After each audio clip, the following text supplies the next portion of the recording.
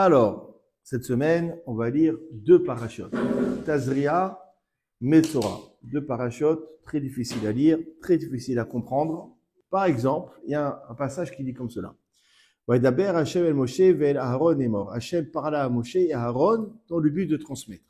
Quitte à vous ou el Eres Kenaan, lorsque vous rentrerez dans la terre de Kenaan, donc la future terre d'Israël, quoique la terre d'Israël s'appelle toujours terre de Kenaan, c'est aussi un sujet d'un cours à part. Asher ali noten lachem, alors ça que je vous donne comme possession. Madati negat saraat, je donnerai des plaies de lèpre, bevet eres achosatrem, dans les maisons de la terre de vos possessions. Que je me retrouve, il dit, vous allez rentrer en terre de Kenaan, d'accord? Vous allez y faire la conquête, et vous allez rentrer dans les maisons de vos ennemis, d'accord? Et dans ces maisons, je les frapperai par une lèpre. Les murs seront frappés par des lèpres. D'accord? Alors, là-bas, dans Masechet Sanhedrin, page 71, d'accord, on fait une remarque. Est-ce que ça existe que les murs soient frappés par des lèpres? Est-ce que les murs attrapent des maladies? Est-ce que un mur, il peut avoir une grippe, un rhume, le Covid, infecté, mais des lèpres? Là-bas, la Gemara, elle dit Bait Amenuga, une maison frappée de lèpre. Elle dit le Talmud. On voit là, à travers ce texte, de bien percevoir la liberté d'expression qu'il y a dans le Talmud, l'esprit critique qu'il y a, comme on a vu tout à l'heure dans le cours précédent. Il dit des maisons frappées par des lèpres, l'Oahaya, ça n'a jamais existé. Velo atidiliot, et ça n'existera jamais. Autrement dit, d'accord? Autrement dit, les sages du Talmud ont horreur des, comment dirais-je, des bondieusises. C'est-à-dire que la Torah déteste qu'on nous prenne pour, les sages du Talmud détestent qu'on nous prenne pour des idiots, qu'on nous parle de choses qui ne peuvent pas exister. D'accord? Alors, la question de la Gemara, c'est la manirtav. Si ça n'a jamais existé, ça n'existera jamais. Pourquoi est-ce que ça a été écrit? La Gemara répond, des roches, interprète, et kabes sachar, et reçoit une récompense. Qu'est-ce qu'on comprend? La Torah est marqué un passage qui n'existera jamais, et c'est écrit simplement pour que tu aies le mérite d'étudier. Étudie ce passage, et tu seras récompensé par le bon Dieu. C'est ça la réponse de la Gemara. La question est, pourquoi ça ne pourrait pas exister? On a plein vu de choses qui n'existent pas dans le monde habituel, la mer qui s'ouvre, etc. Pourtant, on a bien accepté ces idées-ci. D'accord? On dit parce que les conditions requises sont impraticables, irréalisables. Il y a marqué, il dit, tiens, marqué dans une Mishnah, Rabbi Eliezer bi Rabbi Shimon, mais Rabbi Eliezer, le fils de Rabbi Shimon, dit, les olam, el abaitame, une maison ne peut devenir impure, il faut qu'il y ait une taille de 2 guéris. Guéris, c'est comme une fève. Il faut qu'il y ait la taille de 2 fèves, acheté avalim sur 2 pierres. Maintenant, ça ne suffit pas. Il faut que ça soit sur 2 murs différents qui se trouvent dans un angle droit. Il faut que la longueur fasse 2 guérissines et une largeur de 1 guéris. C'est impossible. Impossible. Même s'il y a une tache qui apparaît sur le mur, c'est impossible que toutes les conditions requises soient respectées. D'accord? De là, la Gemara, elle dit, voilà, c'est une preuve que ça n'a jamais existé, ça n'existera jamais. Par contre, le père de Rabbi Elazar, donc Rabbi Shimon bar Yochai, il contredit son fils apparemment. Il dit quelque chose de totalement contradictoire. Dans le Midrash, dans Vaikra Rabbah, 10e chapitre, il y a marqué comme cela. Benatati negat saraat. Quand il y a marqué Benatati, je donnerai, ça vient toujours sous-entendre une bonne nouvelle. Je vais donner la pluie en son temps. À chaque fois, on annonce des bonnes nouvelles. Et là, tu aurais dit, je vais donner la paix dans les maisons. Genre, c'est une bonne nouvelle. Quel kiff d'avoir une paix dans la maison, on est obligé de tout débarrasser, de tout casser. Pourquoi c'est une bonne nouvelle? Tané Rabbi Yahya, il enseigne. Est-ce que c'est une bonne nouvelle, ça? Que des plaies vont s'abattre sur eux, sur leur maison? Pourquoi la Torah emploie le terme venatati? Cacher des trésors, non? Ah voilà, exactement. Tané Rabbi Shimon Bar Yochai. C'est là qu'intervient Rabbi Shimon Bar Yochai. Donc le père de Rabbi Elazar qu'on a vu précédemment. Il dit comme cela. Kivat Sheshamao Kenaanim. À partir du moment que les Kénanéens ont entendu, chez Israël, que les enfants d'Israël vont venir sur eux, vont les combattre et vont les exterminer. Alors ils ont fait ce qu'on appelle la politique de la terre brûlée. Amdou, ils se sont levés, ils ont pris l'initiative, Vitmenu Mamonam, et ils ont caché leur argent, leur trésor, mais Vatim ou Vasadot, dans les maisons et dans les champs. Ils ont dit non, on va mourir, on va être exterminés, mais au moins, Shmeta, ils profitent pas de nos biens. Donc ils ont caché toute leur fortune, tout leur trésor dans les murs de leur maison. Amar Kadosh Baruch Hu, il a dit, Anif Tarti la Havotem, moi j'ai promis à leurs ancêtres, Shani Marknis el Benehem, que je vais faire rentrer leurs descendants, les Eretz Meliakotuv, dans une terre remplie de bonnes choses. Shenema, comme est écrit dans le livre d'Evarim, Uvati Meleim Kotuv. Vous allez rentrer dans des maisons remplies de bonnes choses. Or, s'ils rentrent dans des maisons et qu'il n'y a rien, il n'y a rien à piller, il n'y a pas de trésor à récupérer, les Bénisraël vont se retrouver dans une terre en pleine pauvreté. Ma Akadosh Baruch Hu, c'est café Akadosh Baruch Hu, Megare Nega Bebeto, il a fait abattre des plaies dans la maison, Veu Sotero, et le propriétaire va la casser, puisque c'est la règle à suivre, parce qu'il y a une plaie qui apparaît dans la maison, il faut casser la maison, et en la cassant, au mot de Sevo, Sima, il va trouver des trésors. D'accord? C'est en ce sens que c'est une bonne nouvelle. Je vous annonce une bonne nouvelle. Je vais placer des lèpres dans les maisons, vous serez obligé de les casser, vous allez découvrir des trésors. Donc c'est super. Donc une maison qui faisait 2 pièces, avec les trésors, vous allez pouvoir construire une villa. Mais finalement, c'est une bonne nouvelle. On voit Rachid, d'ailleurs, dans Chumash, il ramène ce midrash. On voit quoi? On voit que ça a existé. Donc Rabbi Shimon Bar Yochai, il dit que ça a existé pour que les Israël puissent récupérer les trésors des Kénanéens. Et d'un autre côté, vous avez son fils, Rabbi Elazar, qui dit non, ça n'a jamais existé. Généralement, à part dans certains cas, Rabbi Elazar, il suit la Shita, il suit l'idée de son père. Comment il peut contredire son père? D'accord? Ici, il y a une contradiction flagrante entre, d'un côté, le Talmud, la Gemara, on dit que ça n'a jamais existé, et le Midrash, Rabbi Shimon Bar Yochai nous dit que ça a existé. Donc, comment comprendre et résoudre cette contradiction? Alors, pour cela, on va voir un Midrash surprenant. Toujours dans le même chapitre, dans Vaikra Rabbah, le 17e. Il dit, réellement, il faut changer de lecture. D'accord? Il faut voir beaucoup plus loin. Quand le verset dit comme ça, parce que Dieu, il dit, je vais placer une plaie dans vos maisons. De quelle maison on parle? Il dit le Midrash, Zé Bet Hamikdash. C'est le Bet Hamikdash. C'est le temple de Jérusalem. D'ailleurs, qu'on voyait dans le Talmud le terme Baït, sans précision, Baït, la maison, c'est le temple. Le temple est appelé la maison. Quand la Torah dit je vais placer une lèpre dans la maison, d'accord? C'est quelle maison? On parle du temple. On parle du Bet Hamikdash. On parle du Harabait. Alors là, ici précisément Bet Hamikdash. Vraiment précisément. Chez Nehemar, comme il est écrit, le Midrash, il amène un verset dans Yecheskel, et je vais profaner mon temple, Geono Ozechem, qui est la gloire de vos forces. Ok? On continue le verset. Donc le Midrash, il décompose, il interprète chaque partie du verset. Le verset, il dit, Uva Asherlo Abaïd, viendra le propriétaire de la maison. C'est qui? Bon, maintenant on a compris que la maison, c'est le Bet Hamikdash. C'est qui le propriétaire du Bet Hamikdash? C'est Akadosh Baruch Hu.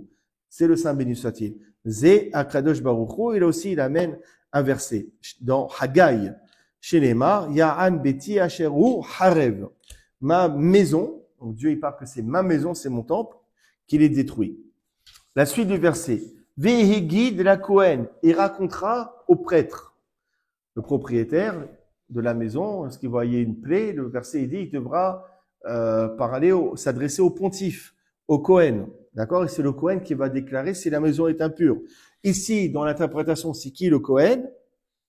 Quel est le prophète qui a prophétisé, qui a annoncé la destruction du temple? Zé Yermia, c'est le prophète Jérémie. Et d'où Jérémie, il était Kohen, d'où il est appelé pontife. Chez les Marocains, comme est écrit, le tout premier verset du livre de Jérémie, Yermiyahu, Mina Kohani, Masher Ba'anatot, qui se trouvait parmi les prêtres dans la ville de Anatot. D'accord? Donc Yermia, il était Kohen, il était prêtre. Donc tout le verset, il parle réellement de la destruction du temple. Je vais placer une plaie dans la maison, c'est le temple. Viendra le propriétaire de cette maison, donc c'est Akadosh Baruch Hu. Et on racontera au prêtre, c'est qui? C'est Yermia, que Yermiaou a prophétisé, a prévu, a vu la destruction du temple, l'a vécu et a écrit un livre en conséquence, le livre des Lamentations Echa. On continue à interpréter les versets. Kenega nir ali babaït. Le propriétaire, il s'adresse au Kohen, il dit comme une plaie m'est apparue dans la maison. Ici, on parle de quelle plaie? Zo tinofet avodazara. C'est la saleté de l'idolâtrie. Quand on parle de plaie, c'est quoi la plaie? C'est la faute de la avodazara, de l'idolâtrie. La suite du verset. Betsiva hakohen ufinu atabayit. Le prêtre ordonnera de détruire la maison. D'accord? Maintenant, on comprend. C'est Akadosh Baruch Hu va annoncer au prophète Jérémie qu'il a comme projet de détruire la maison, c'est-à-dire le temple. Donc, en filigrane, vous avez, à travers ce verset-ci, toute la description, toute l'historique de la destruction du temple. D'accord? Donc là, la lecture que nous avons de cette paracha, elle prend du coup une autre dimension. D'accord? Après, il amène des versets, je vous passe. Aussi, il a marqué quoi? Benitat et Sabaït. Après, effectivement, Benitat et Sabaït, il va casser la maison. Effectivement, c'est la destruction du temple. D'accord? Et après, il a marqué, le propriétaire de la maison devra sortir vers l'extérieur du campement. Ici, on parle du peuple. Ve'amma ergli levavel. C'est un verset dans Ezra. Et le peuple a été exilé à Babel. D'accord? Le propriétaire, on l'a mis en quarantaine, on l'a expulsé. De qui on parle? De l'expulsion du peuple juif de Jérusalem. On parle du début de la diaspora. Yachol, les olam, j'aurais pu croire que cette expulsion est définitive, est éternelle, sans espoir de retour. Talmud Lomar, non. Le verset nous rassure et nous dit, c'est la suite du verset, Ve'elakehu avani maherot. Ils prendront d'autres pierres pour reconstruire la maison. Ici, on parle de quoi? De la reconstruction du temple de Jérusalem. D'accord? Donc, c'est extraordinaire. On parle vraiment de l'historique, de la destruction du temple et de la prophétie, de la prévision de sa reconstruction. D'accord? Vous avez Arav Akadosh, Arav Mirafshitz, dans l'auteur du Zera Kodesh. Il fonde un commentaire à partir de ce midrash. Vous savez, les Ashkenazim, dans le texte qu'ils ont de la prière, il y a certaines différences par rapport aux Séfaradim. Il y a marqué comme cela, dans la bracha de Boné Yerushalayim, dans la bénédiction, on prie pour la construction de Jérusalem, est écrit, Uvne Ota Bekarov, construis-la prochainement, Be'amenu, et cela de nos jours, Binyan Olam, une construction éternelle. Il y a une redondance, Bekarov, Be'amenu. Prochainement, de nos jours. Si c'est prochainement, c'est de nos jours. Le mot de nos jours, il est en trop. Et il explique comme cela. Et il dit, en fait, ici, il y a l'antidote. Il est marqué dans cette bénédiction ce qui va amener la reconstruction de Jérusalem. Chez Boné, Yerushalayim Hashem, on demande dans la tfila que Hashem il reconstruit Jérusalem.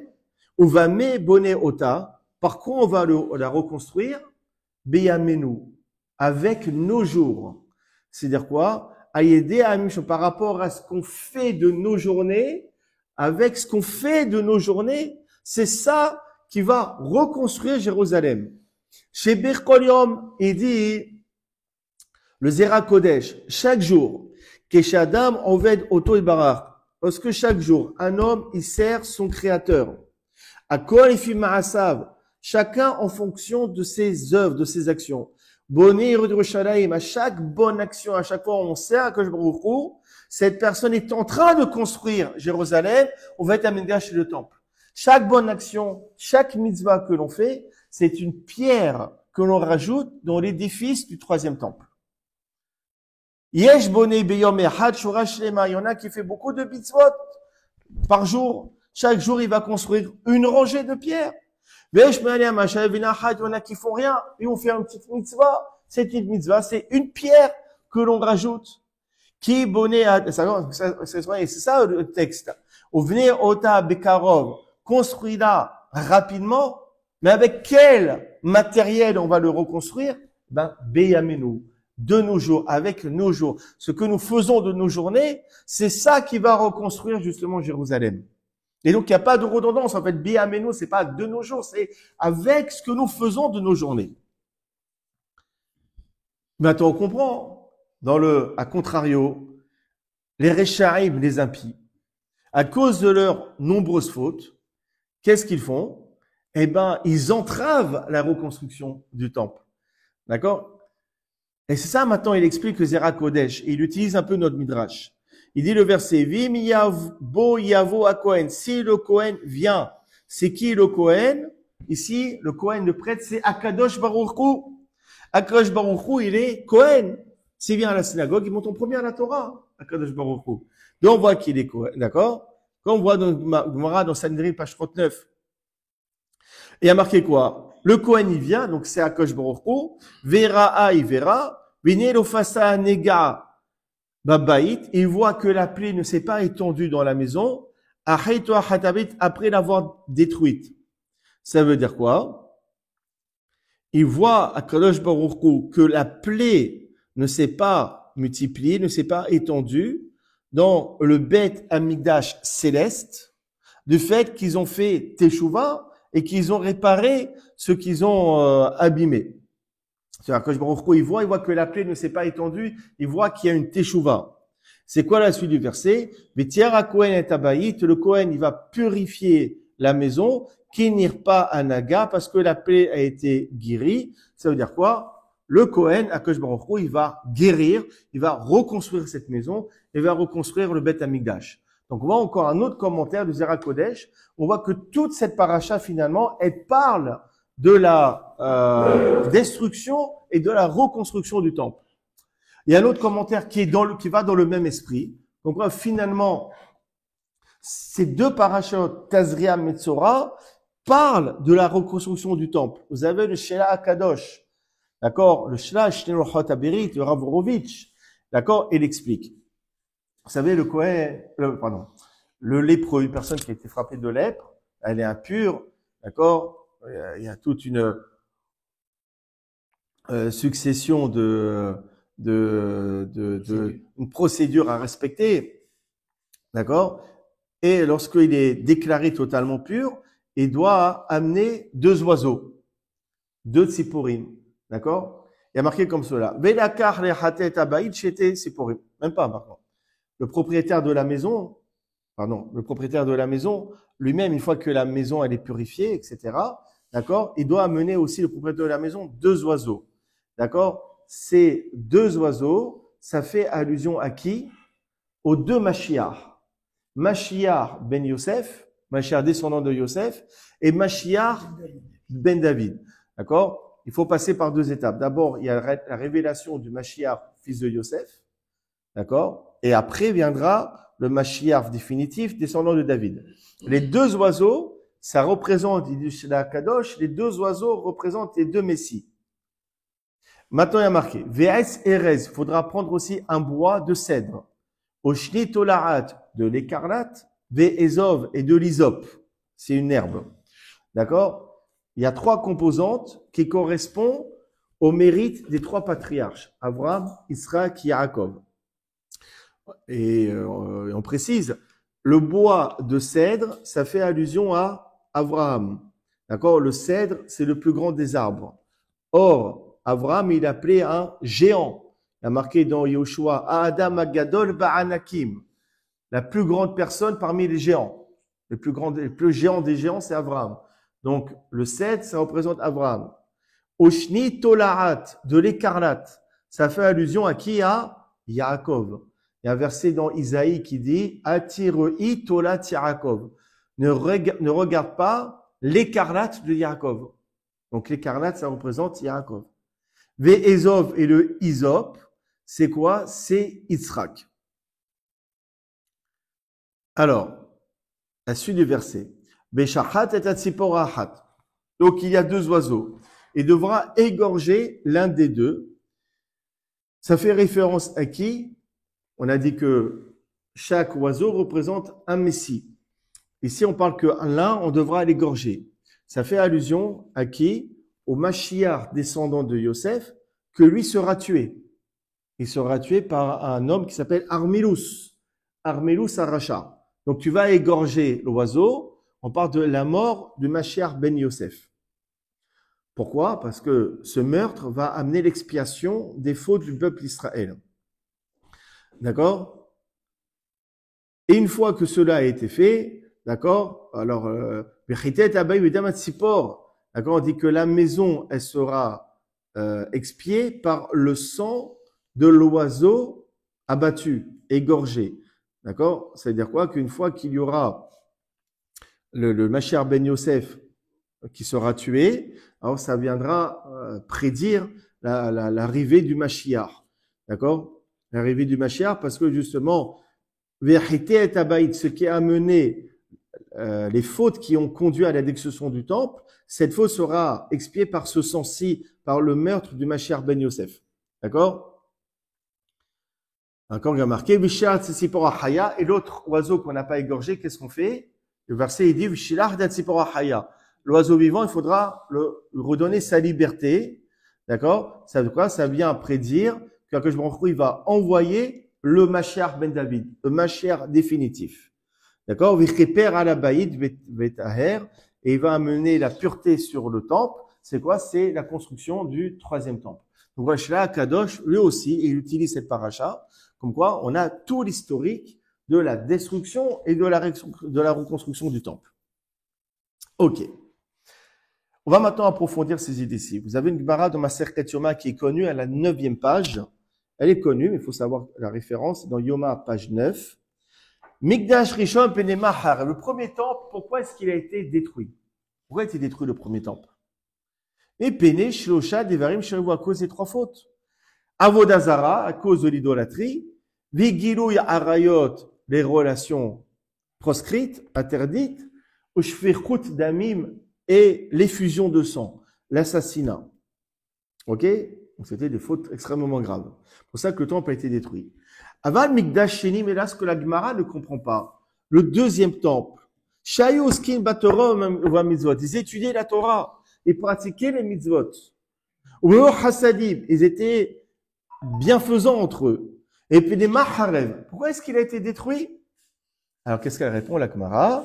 Et Pene Shaitavo Sinat Haina, parce que la faute de la haine gratuite. Il madra, cela t'apprend quoi? Chez Shakula Sinat Hainam équivaut la haine gratuite qui n'est aux trois fautes capitales. Alors Hafez Haïm, il explique, vous savez, il y a un texte qu'on a étudié dans Kol Eliyahu jeudi soir. On a étudié, il y avait Aaron qui était là, qui était présent. On avait parlé de la faute de la colère. D'accord? Ok. Maintenant, une personne qui a eu l'envie de se mettre en colère, mais il ne s'est pas mis en colère, est-ce qu'il est puni ou pas? Je bouge, j'ai envie de lui prendre sa tête, lui éclater contre le mur. J'ai des envies de meurtre. Je l'imagine me lever, le prendre et le jeter par la fenêtre. Des envies de meurtre. Alors, il y a une attention profonde. Je suis en train de bouillir. Est-ce que c'est une avéra ou pas? Alors voilà. Le Kol Eliyahu, il dit, il est quand même puni. Mais le Rav Yitzhak Yosef, il amène d'autres poskim comme quoi non. Non, il a eu l'envie, il l'a pas fait. Donc, il n'a pas fait, il n'est pas puni. Il y a un principe, marchavara, une mauvaise pensée, et n'akash roko, mais ça fait des maasé. Akash roko ne l'associe pas à une action. D'accord? On a vu tout à l'heure l'histoire de Youssef Hatzadik. Il y a une opinion, là-bas dans Masechet Sota, page Lamedvav, et dans la Masechet Shabbat, la page même tête, que nous étudions, d'accord? Il y a un man d'Amar, une opinion qui pense que Youssef, il était venu dans le palais de la femme de Potiphar, en vue de commettre la faute avec elle. D'accord? Est-ce que ce sentiment est condamnable? Est-ce qu'on considère qu'il a fait la faute? Non, il n'a pas fait la Avera. D'accord? Donc le fait d'avoir de mauvais sentiments, cela n'est pas apparenté comme une faute. Alors comment la haine gratuite qui est de l'ordre du sentiment peut être considérée, perçue, traduite comme une faute qui mériterait cette punition terrible de détruire le temple de Jérusalem?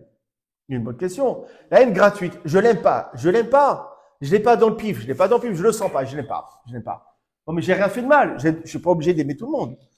D'accord? En quoi la haine gratuite, c'est une faute? On va pas m'obliger d'aimer tout le monde. On est tous dans notre entourage, gens qu'on aime, gens qu'on n'aime pas.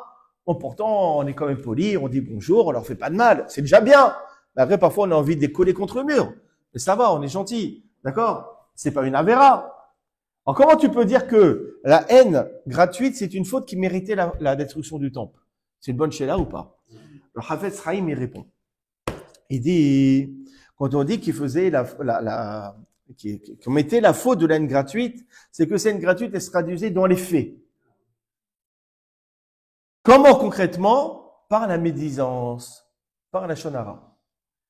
C'est ça. Quand on dit qu'on mettait la faute de la haine gratuite, pas réellement. La haine gratuite, c'est un sentiment. On n'est pas puni à cause d'un sentiment. D'accord? Mais c'est quoi? C'est réellement la faute de la shonara, de la médisance. Comme ça, il dit le Hafetz Chaim. Une preuve, dans Masechet Ayrin, page 15, on a dit Tana, Deve, Rabbi Ishmael, il enseigne dans sa yeshiva, Kolam Saper la shonara, tout celui qui parle de la médisance, Magdil Avodot Geshosh Averot. Sa faute équivaut aux 3 fautes capitales. Avodat Kochavim, Midodatri, Begul Arayot, la débauche, Shfirkot Damim et l'effusion de sang. D'accord? Donc le premier temple a été détruit à cause de ces 3 fautes. Et le deuxième temple a été détruit par l'équivalence de ces 3 fautes qui est la shonara, qui est la traduction dans les faits de ce sentiment de la haine gratuite. D'accord? Alors, et d'ailleurs, on a parlé de quoi? On appelle que toute cette paracha qui parle du lépreux finalement, d'accord? On parle de la destruction du temple. Oui ou non? La destruction du temple a eu lieu à cause de la faute de la shonara. Pourquoi une personne était lépreuse à l'époque? Parce qu'elle avait parlé de la shonara. On retrouve la même chose. Et pourquoi justement il doit, d'accord, il doit amener des oiseaux. Qu'est-ce qu'il fait un oiseau? Il piaffe. Pip, pip, pip, pip, pip, pip, pip, pip, pip, pip, pip, pip. Pareil, celui qui parle de la shonara, lui aussi il piaffe. Il n'arrête pas de parler. D'accord? Pour ça qu'il doit amener 2 oiseaux. Comme ça, Rashi nous dit dans leur chumash. D'accord? Et donc maintenant on comprend. Les plaies qui se trouvent sur les maisons, qui sont réellement une allusion à la destruction du temple, à cause de la faute de la haine gratuite qui s'exprime par la médisance. D'accord? On dit qu'on doit amener 2 oiseaux. Ces 2 oiseaux, ils font allusion aux 2 Mashiach, celui de Ben Yosef et celui de Ben David. Qu'est-ce qu'on fait? On doit égorger un oiseau, qui est une allusion à la mort du Mashiach, fils de Yosef, afin d'amener l'expiation sur la faute de la haine gratuite qui s'exprime par la shonara, qui est la cause de la destruction du second temple. Mais on peut expliquer légèrement différemment. D'accord? Vous avez, comme cela dans Sechet Rosh Hashanah, page 29, il y a un grand principe qui commence, un principe halachique. Zéaklal, voici le principe. Kol shelo mechayav badar, celui qui n'a pas l'obligation de la chose, et non motziet rabin de Havada, il ne peut pas quitter les autres. Par exemple, un enfant, il n'a pas la mitzvah de lire la Megillah. Par conséquent, il ne peut pas lire la Megillah pour des adultes. Comme il n'est pas lié à la mitzvah, il ne peut pas quitter. Une femme n'a pas la mitzvah de sonner du chauffard. C'est ça qu'une femme ne peut pas sonner le chauffard pour un adulte. Tout celui qui n'est pas concerné par la mitzvah ne peut pas quitter les autres. D'accord? Qui, eux, sont concernés. Ok? Maintenant, on va expliquer un peu différemment. Vous avez le Baal Shem Tov, il explique que toute l'aspiration qu'a un tzaddik dans ce monde-ci, c'est quoi? C'est de ramener les bénis Israël dans la voie de la Torah, de leur ramener à la repentance, à les amener à faire Teshuvah et les rapprocher vers leur Père qui se trouve dans le ciel. D'accord? Or, il dit le Baal Shem Tov, un grand principe dans la Chassidoute, ça c'est extraordinaire, qu'un tzaddik ne peut tirer vers le haut le peuple uniquement si lui-même a trébuché dans la faute que l'on reproche à ce peuple. Ça veut dire que si le peuple trébuche dans la Shonara, le tzaddik ne peut racheter, ne peut élever les autres uniquement si lui-même a fauté par la Shonara. Il faut qu'il soit entaché par cette Avera pour pouvoir tirer les autres vers le haut. Et d'ailleurs, on le comprend même psychologiquement parlant.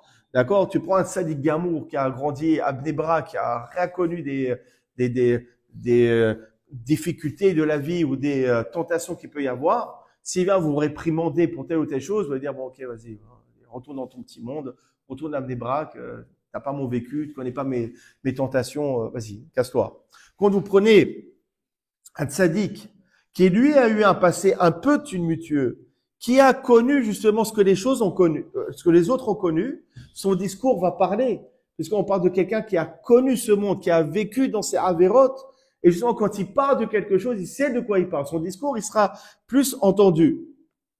D'accord? Et donc le tzaddik qui lui-même a connu des fautes dans son passé, et qu'il a pu s'en extirper et faire teshuva, alors son discours sera entendu et pourra effectivement faire élever les autres. D'accord? Et ça qu'on dit maintenant, Zéaklal, c'est ça le principe. Kol sheino mechoyav badavar, tout celui qui n'est pas condamnable dans une chose, pas mechoyav, il est dans l'obligation, mais dans le sens mechoyav, toute personne qui n'est pas condamnable, bedavar, dans la chose, non pas dans la mitzvah, mais celui qui n'est pas condamnable dans la chose qu'on leur reproche justement aux autres, et non motsi et arabim, pas dans le sens il ne peut pas acquitter, dans le sens il ne peut pas motsi, il ne peut pas extraire le public et des hovatan, d'accord, de justement ce qui les rend condamnables. C'est extraordinaire. Uniquement la personne qui a flanché dans les avérotes qui peut extirper les autres des avérotes. C'est extraordinaire ce qu'il dit le Baal Shem Tov. D'accord? D'accord? Et ça, et maintenant on comprend pourquoi l'arrivée du Mashiach ben David doit passer au préalable par l'arrivée du Mashiach ben Yosef. Vous savez pourquoi? Parce que qu'est-ce qu'il a fait Yosef? Qu'est-ce qu'il a fait Yosef comme faute grave? Qu'est-ce qu'on reproche à Yosef? Il a parlé de la Shonara sur ses frères. Vayavé et dit Batam Bra'al Aviev, et parlait du mal sur ses frères. Et donc, le Mashiach descendant de Yosef, étant donné que Yosef, il est entaché par la faute de la Shonara, encore mieux, il est l'incarnation de la faute de la Shonara, il est l'archétype de la faute de la Shonara. D'accord? Et par conséquent, étant donné que le temple a été détruit à cause de la faute de la Shonara, c'est quelqu'un qui a trébuché dans la faute de la Shonara qui peut amener l'expiation sur le peuple qui a commis la faute de la Shonara. Et donc, par conséquent, réparer cette faute qui était la cause de la destruction du temple et amener la construction du troisième temple. Extraordinaire ou pas? D'accord? Or, puisqu'on parle de la destruction du temple, il s'est passé quoi lorsque le temple a été détruit? À ce moment précis, il s'est passé quoi? Vous avez Gemara dans ma Masechet Yoma, page 54, qui dit comme cela. Au moment où les Romains, ils sont rentrés dans le temple, plus précisément dans le Saint des Saints. Ils ont vu l'Arche Sainte. Et sur l'Arche Sainte, il y a deux anges. Raou Kérovim Meorin Zevazé. Ils ont vu les deux chérubins s'entrelacer. S'entrelacer, se faire un câlin mamache. S'étreindre. Otsiou Nacho Biamerou, les Romains, ils ont sorti cette Arche Sainte vers l'extérieur et ils se sont mis à se moquer. Israël, alalou, ce peuple juif. qui est un peuple soi-disant saint, chez Bichatan Beraka, que leur bénédiction en est une, Bikenatan, que leur malédiction en est une. Yaskoub et Malo s'occupent de telle chose, de chérubins en train de se faire un câlin, de s'entrelacer, qui est un acte intime. Voilà ce qu'il y a dans le Saint des Saints, dans l'endroit le plus saint des Juifs. Il y a une image de relation intime. Soi-disant, ce peuple, c'est un peuple pur, mais regardez ce qu'ils vénèrent, regardez leur idéologie. Ils se sont mis à se moquer. Mia diziloum. Immédiatement, ils ont commencé à dénigrer le peuple juif. Quoi, c'est pas un simple, aussi puritain qu'on pourrait l'entendre. D'accord? C'est un peuple de débauchés. Voilà ce qui vénère. Voilà ce qu'il y a dans leur Saint des Saints. Vous avez dans Shita Mikobetset, il amène une question que l'un des Rishonim, qui est Rabbeinu Yosef Migash, là, qui dit que c'était le maître du père du Rambam. D'accord? Il dit, attends, mais je comprends pas. D'accord? Il y a un principe dans une autre Gemara qui dit comme cela, que dans Masechet Baba Batra, page 99, on dit, je ne vais pas rentrer dans les versets, mais lorsque les bénis Israël, aussi Monsieur Shalakom, ils font la volonté de Dieu, effectivement, les chérubins s'entrelacent. Mais lorsque les bénis Israël n'appliquent pas la volonté de l'Éternel, ils se tournent le dos. Ils se regardent pas, ils sont fâchés. Comme un homme et une femme, ils sont fâchés. Ne me parle pas, hein, ne me parle pas. Éteins la lumière avant de dormir. Allez, vas-y. Ne me parle pas, hein. D'accord? Ils sont fâchés comme cela. D'accord? C'est du vécu. D'accord? D'accord? D'accord? Il y a une question. Quand ils ont détruit le temple, c'est parce que les bénis Israël n'accomplissaient pas la volonté de Dieu. Et donc, automatiquement, les deux chérubins auraient dû se tourner le dos. Comment se fait-il qu'à ce moment-ci, les chérubins étaient en train de s'entrelacer? C'est totalement illogique. C'est la question que le Rav Ben Migash il pose. Alors il répond, il donne une réponse un peu vite fait. Il dit, normalement, effectivement, ils auraient dû se tourner le dos. Ils se sont entrelacés. Pourquoi? Ils se sont entrelacés par un miracle. Parce que Akash Baruch Hu, il voulait montrer à Chiba Gedola la grande affection qu'il avait pour le peuple juif. C'est comme ça qu'il répond. On reste un peu sur notre fin. On dit Akash Baruch Hu, il voulait montrer l'amour qu'il a pour son peuple. C'est pour ça qu'il a fait de manière miraculeuse que les deux chérubins s'entrelacés. Bon, c'est mignon, mais vite fait. En fait, non. Derrière cette réponse de Rav Migash, il y a un grand sod qui est caché. Pour cela, il faut voir un midrash. Un midrash dans Echa, le 4e chapitre.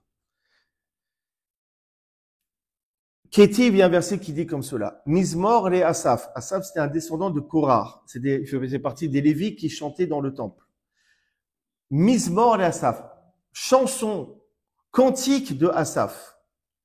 Quand on dit chanson, cantique, ça vient célébrer un joyeux événement. On a marqué Elohim, Dieu. Les nations sont venues dans ton héritage et ils ont tout détruit. Nana. Quelle chanson, quelle joie. Quelle célébration! C'est ce qu'il dit le Midrash. Le verset, il aurait dû introduire ce psaume en disant pleure de Asaph, Nehi de Asaph, ou bien gémissement de Asaph, Kina de Asaph, plainte de Asaph. Pourquoi on dit chanson, cantique de Asaph? Ambrou et Asaph, d'ailleurs, ils ont fait cette remarque à Asaph. Akadosh Baruch Hu le Mikdash vatay Hashem zamer quoi. Akadosh Baruch Hu détruit son sanctuaire et toi tu es assis en train de chanter. Non là, les Romains ils détruisent le temple, et lui avec la tarbouka, il fait la fête, la danse du ventre et tout. Il dit espèce de maboule. C'est pas le moment. Alors Amar Lahem il leur a dit mes amerani, moi je chante. Bizarre. Je suis heureux, je sens parce que il a déversé sa colère sur les pierres du temple, sur les bois du temple, et il n'a pas déversé sa colère sur le peuple d'Israël. Baruch Hashem. Parce qu'il a détruit le temple qu'on a eu la vie sauve. Il a déversé sa colère sur les pierres du temple et non pas sur nous. Donc je suis content. On a eu la vie sauve grâce à cette destruction. Il y a un problème. On a vu dans un midrash que Akadosh Baruch Hu lui-même s'est abstrait à respecter les lois que lui-même a abrogées. Les lois qu'Akadosh Baruch Hu a mis dans sa Torah, il les respecte. Or, on dit dans ma Masechet Shabbat, page 105, un Ka'abegada Hamato, celui qui déchire ses vêtements par sa colère. Il en a marre, bon me sonner, crac, comme Hulk. D'accord? Il devient tout vert après. Même Shabbat qui est là, Hamato, il casse les ustensiles dans sa colère. J'en ai marre de vous, il prend le verre, paf! D'accord? Même Fazé Amarota, celui qui, déverse son argent dans sa colère. Je connais pas beaucoup qui font ça. D'accord? J'aimerais bien qu'il le fasse devant moi, comme ça je peux ramasser. D'accord? Et celui qui fait ça, qui soit à tes yeux comme un idolâtre. Pourquoi? C'est le sujet d'un autre cours. D'accord? Donc on voit qu'on n'a pas le droit de casser des choses sous le coup de la colère. C'est exactement ce que Akash Baruch Hu, il a fait. Il était en colère, il a déversé sa colère sur les pierres du temple. Et Akash Baruch Hu, c'est assourd. Akash Baruch Hu, il faut le percevoir comme un idolâtre. Sans suite cette Gemara. Comment c'est possible? D'accord? Hein, c'est une bonne question. Azinou. Oui? Dans Azinou. Oui? Eh bien, on s'adresse au ciel pour que la terre comprenne. Ah, ok. Oui. Après, c'est dans toute la Bible, on personnalise Akash Baruch Hu pour qu'on puisse comprendre certaines choses. D'accord? Mais il y a une idée qui est très profonde qui est cachée derrière cela. D'accord? Il faut voir ce qu'il dit le Sheikh HaKadosh. Le Sheikh HaKadosh, il pose une question. On s'est tous posé normalement. Pourquoi Akash Baruch Hu, qui est éternel, qui est infini, qui réside partout, il avait besoin d'un temple? Puisque par définition, il est omniscient. Le Sheikh, il dit, comme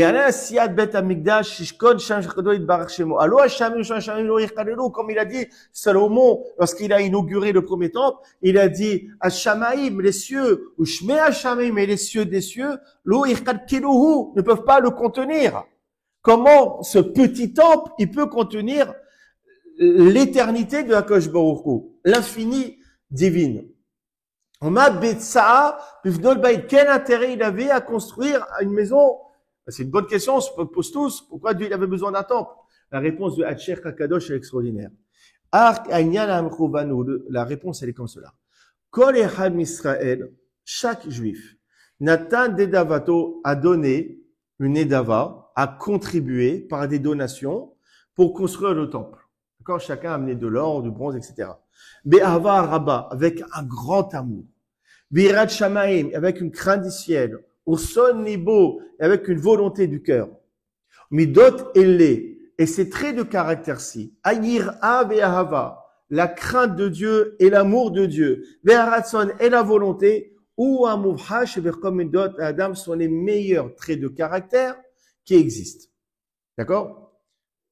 Ve'adoua, or c'est connu, qui beyot Adam et Kadesh Asmo Midot et est-ce qu'un homme il se sanctifie par ses traits de caractère, l'amour et la crainte de Dieu. Même Sheikh Bazar Asmo Ashrat Shekhinah, il attire sur lui la présence divine, la Shekhinah, qui a au rêve midoté, parce que Akash Baruch Hu, il aime ses traits de caractère.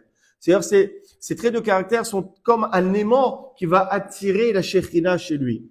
Au Chol Makom Saim Sham Eli, dans chaque endroit où on trouve ces traits de caractère, il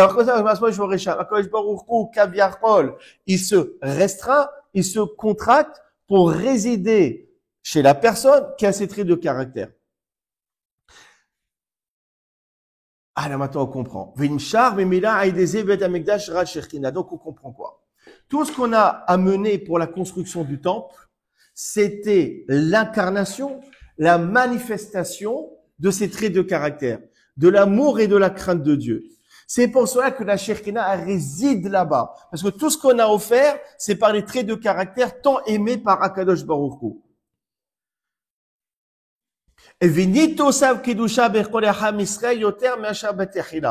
Et à chaque fois qu'on rajoutait une offrande pour construire le temple, on rajoutait une kedusha, une sainteté dans chaque juif.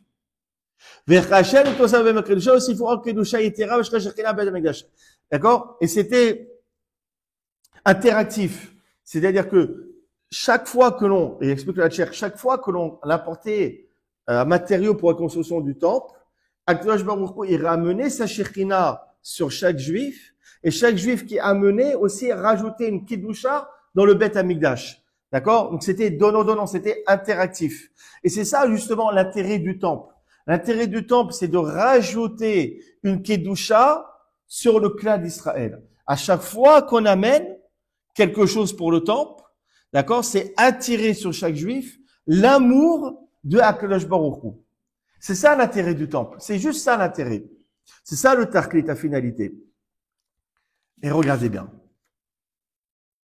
Or, l'erreur des Juifs à l'époque, elle consistait en quoi? C'était de dire, vous savez pourquoi HaKadosh Baruch Hu, il réside dans ce temple de Jérusalem? C'est parce qu'il est beau, parce qu'il y a de l'or, parce qu'il y a des ornements, parce qu'il y a du marbre, parce qu'il est beau et que HaKadosh Baruch Hu, il aime les étoiles, les hôtels 5 étoiles, il aime le luxe. C'est pour ça qu'il a résidé là-bas. Ils ont oublié que non, c'est HaKadosh Baruch Hu, il réside là-bas, dans le temple de Jérusalem. C'est parce que ce temple est l'incarnation de l'amour qu'a le peuple juif auprès d'Israël et qui amène par conséquent l'amour de l'Éternel sur son peuple. Mais ça, ils ont oublié cette notion-ci. À tel point que les bénis Israël, qu'est-ce qu'ils faisaient? Ils faisaient des avérotes, ils faisaient les fautes les plus graves qui pouvaient exister. Pourquoi? Parce qu'ils ont dit, bon, comme Dieu il est là-bas dans le temple parce qu'il est joli, on va amener un sacrifice et ça sera pardonné. D'accord? C'est ce que dit le prophète Jérémie.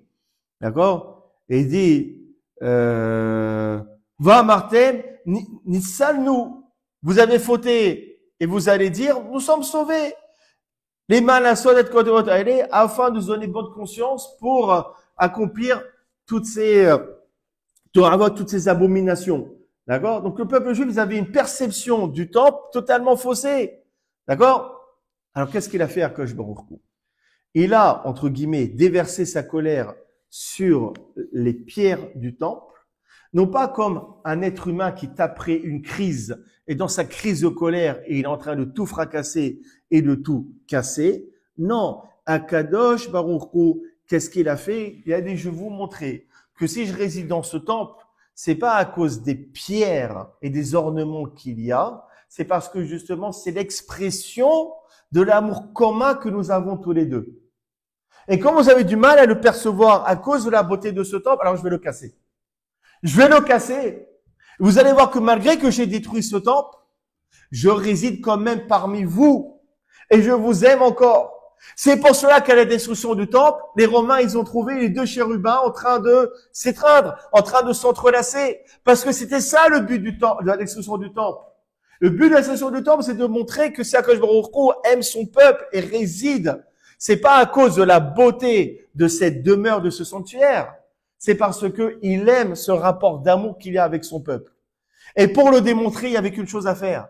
C'était de détruire justement cette demeure, de détruire ce temple, de sortir le Aaron à Kodesh et de voir les chérubins entrelacés et de montrer que, voilà, c'est HaKadosh Baruch Hu, il nous aime. C'est pas pour la beauté de cette demeure, de cette bâtisse, d'accord? C'est justement parce que il nous aime intrinsèquement, parce qu'il y a ce rapport qui est entre lui et nous. Donc il s'agissait pas réellement de colère. Il y avait un but. Derrière cet acte, derrière cette destruction, c'était pour montrer l'amour infini qu'il avait pour son peuple. Et là, la réponse à l'objection, à la question de Rav Migash, elle prend tout son sens. D'accord? Et maintenant, on comprend, et je vais terminer là-dessus. On a dit que dans la Gemara, dans Sanhedrin, page 71, que les maisons frappées par la lèpre, ça n'a jamais existé, ça n'existera jamais. D'accord? Et donc, Rabbi Shimon Bar Yochai, que lui, il dit, lorsqu'on va rentrer en terre de Canaan, on va trouver des trésors. Lui aussi, il est d'accord avec son fils, que ça va jamais se réaliser. Ça va jamais exister. Mais c'est que Rabbi Shimon Bar Yochai, il donne un tout autre enseignement. Maintenant qu'on a compris que tout ce texte, il parle du temple de Jérusalem, maintenant on comprend différemment. Lorsqu'on dit que les Kénaanéens, ils ont enfoui des trésors, les Kénaanéens, ils viennent symboliser quoi? Ils viennent symboliser, les forces d'impureté, les forces du mal, les forces obscures, néfastes. Et ils ont caché des trésors. De quel trésor on parle? On parle de l'amour que HaKadosh Baruch Hu a pour nous. Où cet amour, qui est ce trésor, où est-ce qu'il a été caché? Dans les pierres de la maison. De quelle maison on parle? Le temple de Jérusalem. Et c'est ça. Vous allez rentrer en terre de Canaan et vous allez voir des trésors cachés dans les pierres d'une maison. C'est quoi? Vous allez rentrer en terre d'Israël, vous allez construire le temple, et cet amour que j'ai, il sera caché, il sera mis dans un écran à travers ces pierres. Et vous allez plus percevoir cet amour. Alors qu'est-ce qu'il va faire à Akadosh Baruch Hu? Il va casser cette maison. C'est quoi le temple de Jérusalem? Et il dit quoi, Rabbi Shimon Bar Yochai? On va retrouver ces trésors. C'est quoi? On va prendre conscience de l'amour qu'a Akadosh Baruch Hu pour nous. Et donc, effectivement, ça s'est jamais réalisé, cette histoire de maison lépreuse. Lorsque Rabbi Shimon il nous parle du temple, il nous parle de cette relation d'amour qui va se dévoiler à travers la destruction de ce dernier. C'est extraordinaire. D'accord? Donc là, ça prend réellement une autre dimension. Et je vais terminer là-dessus. Où est-ce qu'on peut retrouver cet amour qu'a Kadosh Baruch Hu pour nous, de nos jours? Où est-ce qu'on peut le voir? Où est-ce qu'on peut le percevoir? Alors, la réponse est dans ma Masechet Brachot, à la 8e page. Miyom shaharav bet hamikdash. Depuis le jour où Akadosh Baruch Hu a détruit le temple. En nous l'Akadosh Baruch Hu be'olamo. Akadosh Baruch Hu, il n'a dans son temple, dans son monde. Et là, Abba Amot Shalachah, uniquement les deux coudées où on étudie la loi, où on étudie la halakha. Parce qu'il y a un petit groupe où on étudie la halakha. Là, on peut ressentir l'amour qu'a Akadosh Baruch Hu pour son temple. Pour son peuple, décidément. D'accord? C'est ça le remplacement du temple, c'est ces deux coudées d'études. C'est là où on peut ressentir justement ces deux chérubins qui s'entrelacent. On peut ressentir l'amour de Akadosh Baruch Hu. Et c'est pour ça que l'on dit, ça n'a jamais existé. Pourquoi c'est écrit? Parce que déroche le Kabel Sachar. Parce qu'on te demande d'étudier et de recevoir une récompense. Maintenant, c'est différemment. Déroche, c'est quoi? Déroche. Interprète. C'est quoi l'interprétation? C'est l'étude. L'étude, c'est quoi? C'est l'esprit critique. C'est la liberté d'expression qu'on retrouve dans le Talmud et dans la littérature rabbinique. Interprète. N'aie pas peur d'interpréter. N'aie pas peur de dire que Yosef, il a fait la shonara. N'aie pas peur de dire que Yosef, il a été, d'accord, il a été tenté. Déroche. Interprète. Vas-y, parle. Ouvre ton esprit critique. D'accord? Étudie la halakha de cette manière, de manière ouverte et intelligente. Et par conséquent, vekabel sachar. Tu vas recevoir une récompense. C'est quoi la récompense? La récompense de quoi? De l'exacte compréhension. Tu pourras bien comprendre les choses. D'accord? Et si tu as cette étude et tu comprends bien les choses et tu as une lecture critique des textes et intelligente, alors là, tu pourras ressentir, d'accord, cet amour transcendant, cet amour qu'a Akadosh Baruch Hu sur son peuple. D'accord? Voilà. On va terminer là-dessus. Baruch Adonai Olam. Amen ve Amen.